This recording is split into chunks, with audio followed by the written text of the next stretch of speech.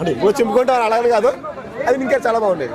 Negative comments కూడా చాలా మంది మూవీ ఫెయిల్ అయిపోతుంది, అసలు వేస్ట్ అని అంటున్నారు. సరే మేడం, ఇప్పుడు మంచితో చెడు ఎలా ఉంటుందో మంచి రివ్యూస్తో పాటు బ్యాడ్ రివ్యూస్ కూడా ఉంటుంది. సో ఎవరైతే బ్యాడ్ రివ్యూస్ ఇస్తారో వాళ్ళతో చెప్పేదంటే ఒకటే సింపుల్గా చెప్పేది వాళ్ళకి ఏంటంటే వాళ్ళకి ఇలా ఈ పబ్లిసిటీ కావాలి యాక్చువల్లీ.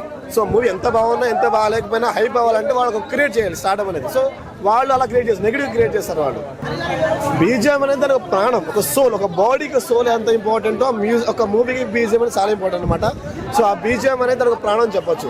చాలా బాగా సపోర్ట్ చేసింది బీజిఎం అనేది. ఆయన యొక్క పవర్కి, ఆయన యొక్క కల్ట్కి, ఆ యొక్క షార్ట్స్కి ఆ బీజిఎం అనేది ఒక ప్రాణం చెప్పొచ్చు. క్లైమాక్స్ సీన్ చెడదొప్పేశారు అనేసి అంటున్నారు అన్న చాలా మంది. బాబీ డియోల్ని అసలు ఏం యూజ్ చేసుకోలేదు, అనవసరంగా పెట్టుకున్నారు. ఎందుకంటే బాబీ డియోల్ ఎందుకు యూజ్ చేసుకోలేదు అంటే ఇంకా టైం రాలేదు యాక్చువల్లీ. ఎందుకంటే ఈ మూవీ 2 parts గా డివైడ్ అవుతుంది. ఇది 2 parts గా డివైడ్ అవుతుంది. 2 parts గా డివైడ్ అయినప్పుడు మీకు ఇప్పుడు అలాగే కదా, బాహుబలి చూసినప్పుడు కూడా అరే ఆయన ఎందుకు చంపేశారంటే ఒక థాట్ లో ఉంటారు. అట్ ద సేమ్ టైం ఆయన యూస్ చేసేది సెకండ్ పార్ట్ యూజ్ అవుతుంది అనమాట. అదే ఇంకా మీకు తెలిసి అడుగుతారో తెలియదు, మ్యూజిక్ ఒకటే.